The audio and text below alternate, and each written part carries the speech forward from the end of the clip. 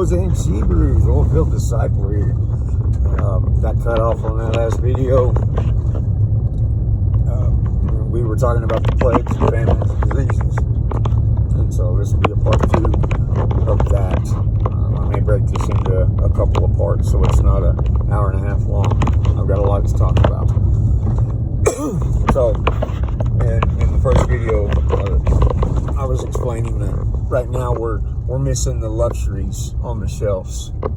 And soon we'll be missing the necessities on the shelves. And along with that would become an inflation rate. That $1 trillion coin that they want to print, and they're not just going to print one, they're going to print several. That is going to crash our value of our dollar like no one understands. Go look at other countries who have done that. When they begin making larger denominations of currency, their financial system and everything crashed. 10,000, 20,000 bolivars wouldn't buy you a cup of coffee over there in this one country I was watching. Venezuela, same thing.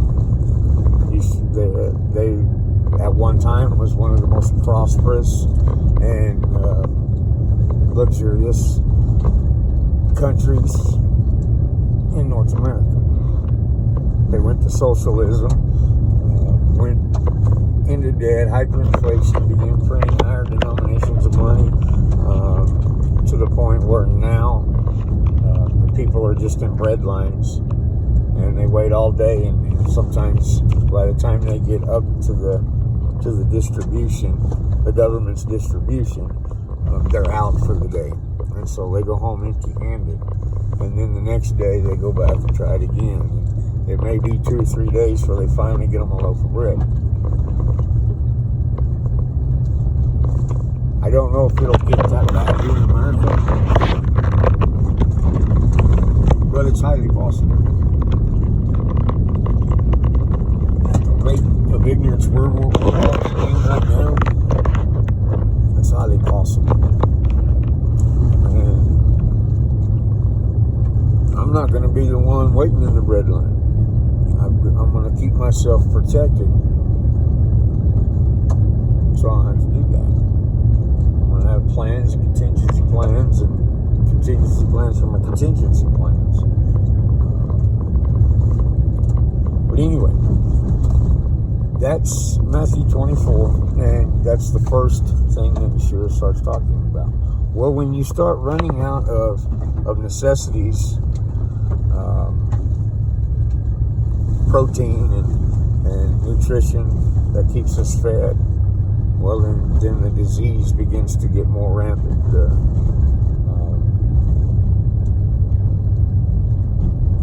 People aren't as strong as they should be, and things that normally would have just made them a little bit sick and passed, moved on, and they're back to normal, will now begin actually killing people.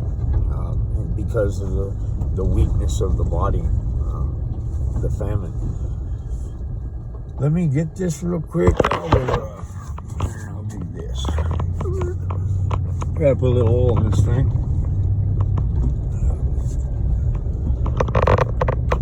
And then we'll get back to it. If y'all will be patient with me for about maybe a minute and a half.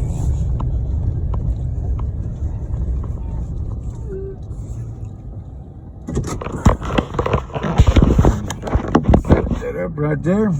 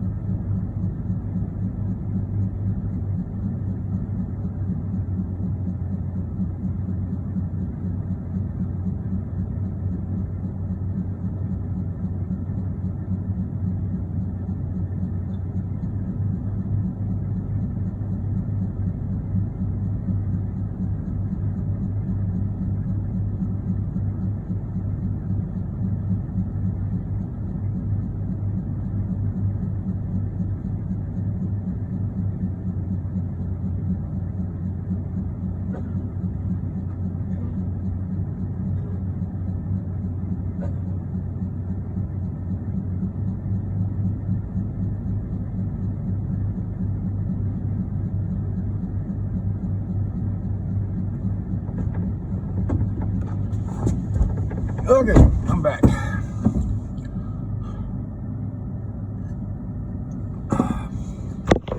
Okay, so this one of my pump jacks. And this guy here is a self-sufficient pump jack, meaning that it uses the gas that comes out of the ground along with the oil and water, which there ain't no water on this one, it's all oil. But it uses the gas comes out of the ground to operate that engine. And it pumps it out of the ground, then it goes to that. It's called a separator. Separates water, oil, and gas. And then there's my holding tanks, my oil tanks, and I'll gauge those here shortly. And then I got to come over here and get a meter reading for the gas, and we'll be good to go on this lease. And we'll go to the next one. And that's what I do all day. Go from one lease to the next. Travel about 200 miles a day. And so the inflation is going to become rampant. I've said for years that if you raise the minimum wage, you're hurting the economy. And by raising the minimum wage, it causes the company to raise its prices to offset the wages they pay out. And so, take McDonald's. They pay their employees $7.25 today. Tomorrow, the minimum wage goes up to $10. Well, today, 349.47. Today, with the minimum wage at $7.25, the hamburger costs. Let me write this down before I forget it.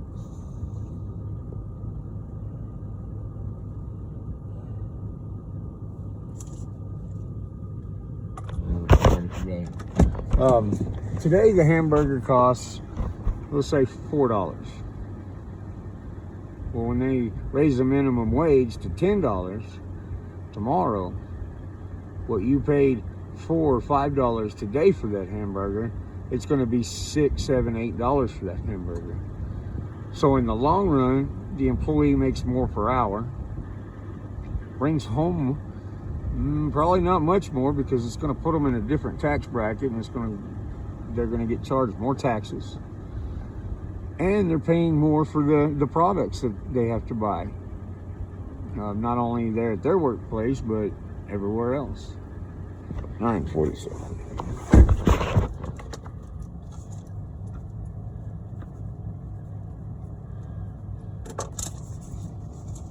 And those of us who have worked our way up to middle class, we actually take a pay cut during that, because now we're having to pay more for our consumer products. It costs us more to live. Everything goes up. And it puts us in a state of inflation sooner or later. Along with mass debt.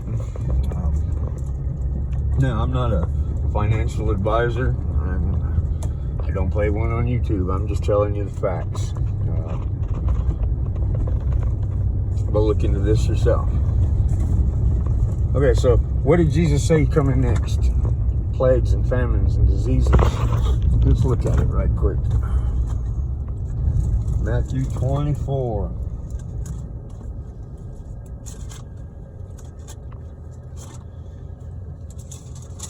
Matthew 24. Okay. It says, nation shall rise against nation, rain against rain, and there'll be scarcity of food, deadly disease, earthquakes in various places. All these are the beginning of the birth pains. All right, so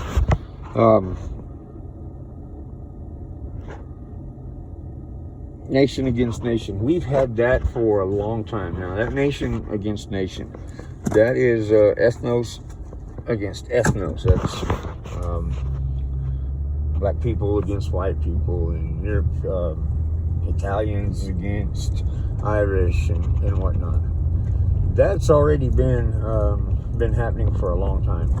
World War I, World War II, I believe, began that part of the scripture. And I'm sorry that I forgot to mention that one first, and we went straight to the plagues. But I believe we're in that part of the birth pains that Jesus is talking about. Now think about this. He used the analogy of a woman in birth, giving birth. Anyone who's had children knows that the contractions that she feels, the birth pains, that's what Jesus meant, was the contractions. There's a lot of false alarms. Well, we thought that was, but it's not. We thought that was, but it's not. And once a woman gets close to her due date, those pains begin to get closer and closer together. Weeks out, she might have one a day. Days out, she begins having them quite rapidly. Hours out, they are coming quick, fast, in a hurry. But before we get to the hours out of the baby coming, in the weeks out, many false alarms. They may be sparse and sporadic for a time, and then they'll start coming together. Right, we're at 8 minutes in between. Now we're at 7, 6, 5. Oh wow, this is getting close. 4 minutes in between. We gotta get to the hospital. Around 4 minutes in between. That's close. Get to the hospital, and they begin falling off. And so you have a false alarm. That's what we see when we look through history. As you look back through history, you can read Matthew 24, and you can apply it to several cultures, problems, and issues. You can apply it to the entire world going through those issues, but they're missing something. They're missing this, or they're missing that. So it's false. It's a false alarm. The mark of the beast has been a false alarm for centuries. In our recent history, and I've talked on this before, anybody follows me knows what I want to say. The Social Security number, when it first came out, there were followers and believers in Christ that refused and threw a fit about being numbered. That's the mark of the beast. No, it ain't, because you've got to have all the elements of prophecy in order for it to be a true event that prophecy foretold. All the events, not 99% of the events. If the prophet said there's 7 things that are going to happen, then all 7 things have to happen. If you have 6 things that happen, but that 7th one is missing, you don't have a fulfilled prophecy. That's what people don't understand about Yeshua. There were hundreds of prophecies concerning him, and he fulfilled every single one of them to the max, to the fullest. Nothing was left out. Nothing was undone. That some of those prophecies were 500, 600 to 1,000 years prior to him showing up. That's not coincidence. That's God's divine time, God's divine appointment.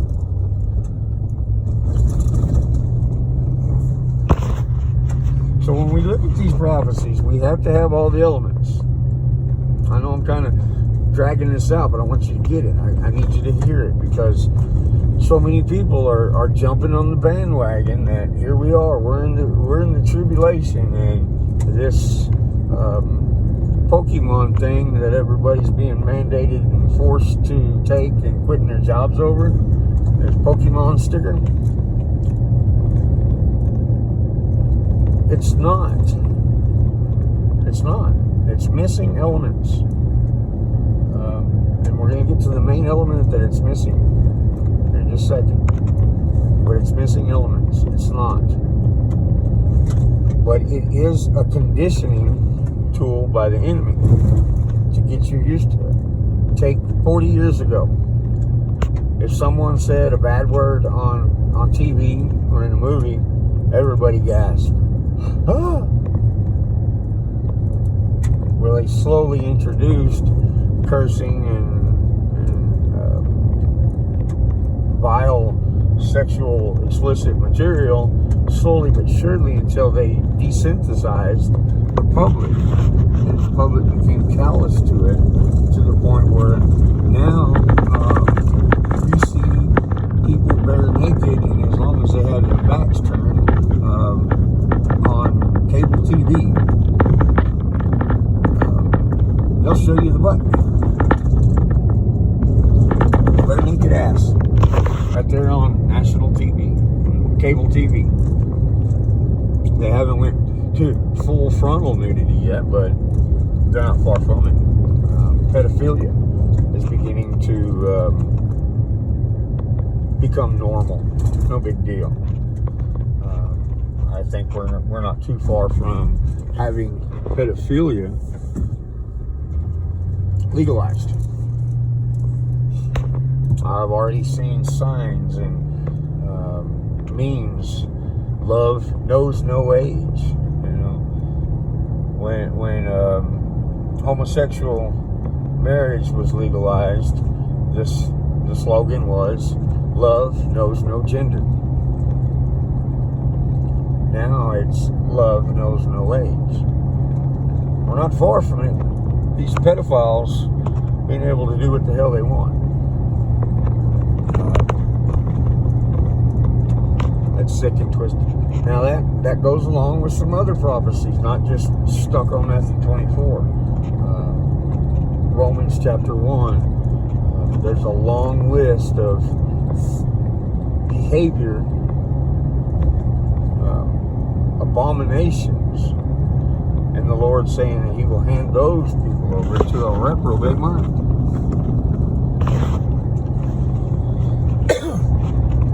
The main element that's missing for this to be the tribulation, or for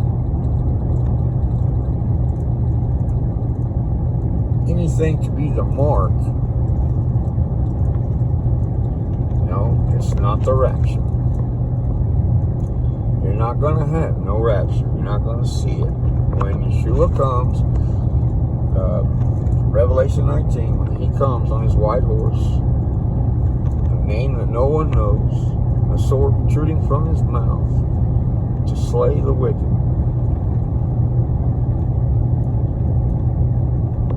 When He comes, it's game over. The parable of the wheat and tares proved that. Master, shall we pluck up the tares? No. If you pluck up the tares, you'll pull up the wheat along with it, kill the wheat, and we won't have a harvest this year. So we'll wait till harvest, and when the harvest comes, we'll pluck up the tares, bind them in bundles, and throw them in the barn and burn them. Then we'll harvest the wheat.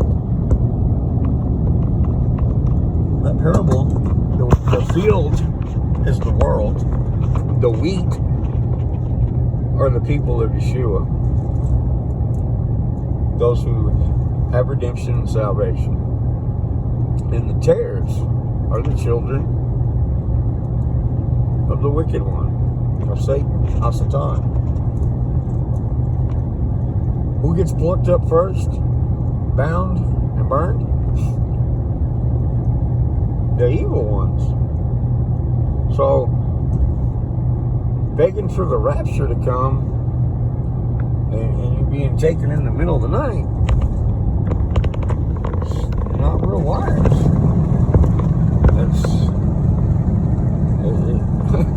It's kind of silly.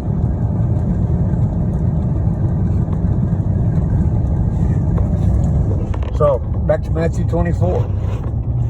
We got the birth pains. We got gender wars. That would go along with the nations against nations and reigns against reigns. Gender wars and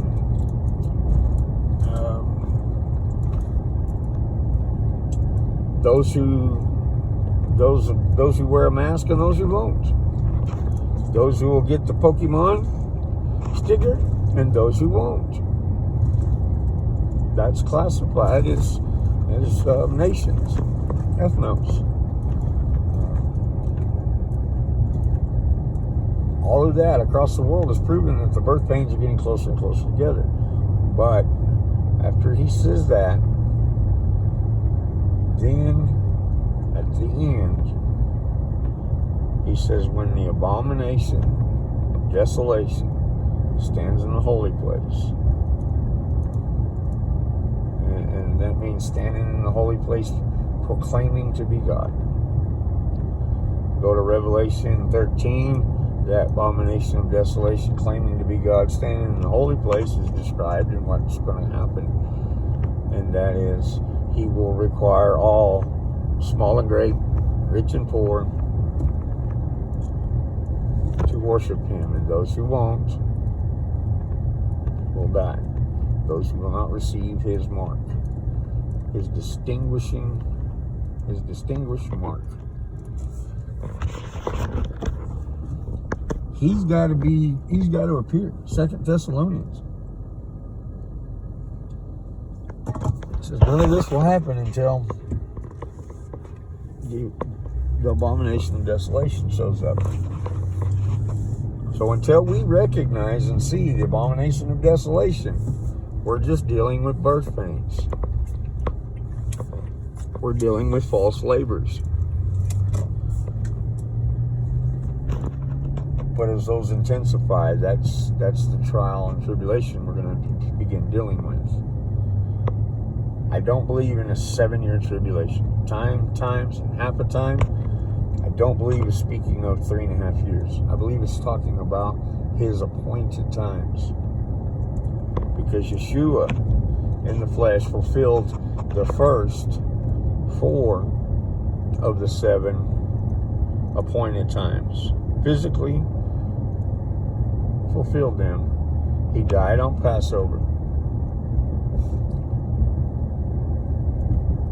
He was buried on unleavened bread, rose on first fruits, and then the Holy Spirit came at Pentecost, or Shavuot. Those 4 were fulfilled physically. Well, that leaves the Feast of Trumpets, the Day of Atonement, and the Feast of Tabernacles that has not been fulfilled in the flesh yet. Now, what that looks like, I'm not real sure. The Feast of Tabernacles, I believe, is if you announce the King coming, you blow the trumpets. I believe when Yeshua comes back on the Feast of Trumpets, we're going to hear across the plane of the earth, every nation, tribe, tongue is going to hear trumpets sounding, announcing the King is coming. A Day of Atonement, when you hear it, you must be getting on your knees and praying like you never prayed before. Reading. You better get down with it. And know that through all this, you've got the enemy in the flesh trying to stop this, chasing the saints. It says in Revelation 17 that the dragon chases those who keep the Sabbath, who keep the law. Now, if the law's been done away with, why is the dragon worried about those who are keeping the law? Why wouldn't he be going after the replacement church, the Christians?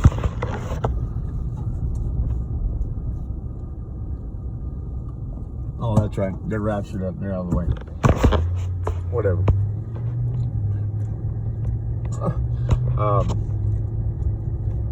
And then tabernacles is when we flee into the wilderness. And we'll be able to flee into the wilderness and be able to survive because we've been practicing it. We've been training for it. Those of us who are doing it. After the Day of Atonement, I believe the sky will tear open midway in the Feast of Tabernacles. Because, I say this because it's interesting in Genesis when Noah gets on the boat, it's the 17th day of the 7th month. Well, Tabernacles starts on the 14th day of the 7th month. And I found that interesting. And I think Yeshua, I can't prove it yet, but I think Yeshua will tear the sky open the 3rd day of Tabernacles, which will be the 17th day. The first day is a high holy day Sabbath. The 2nd day is a celebration. The 3rd day is a celebration. 4th, 5th, 6th, whatever. Now and again, on Tabernacles, you still got the weekly Sabbath that you have to contend with. And you have to be obedient to also.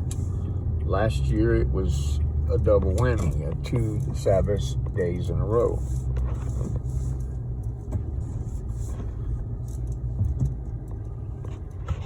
It might be an interesting study for someone to go and look into the future and see how the Sabbath falls during the Feast of Tabernacles. I'm going to cut this video off right here. I've got to go in the store. Then I'll make a part 3. We'll continue talking about this. I hope this rattled something in your spirit and causes you to go and dig into the scriptures. Either because you're trying to prove me wrong in what I'm saying, or because you agree with me, but wow, haven't thought about that.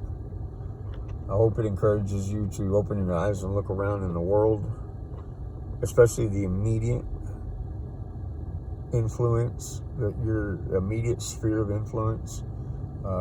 What does that look like right now? And what does that look like when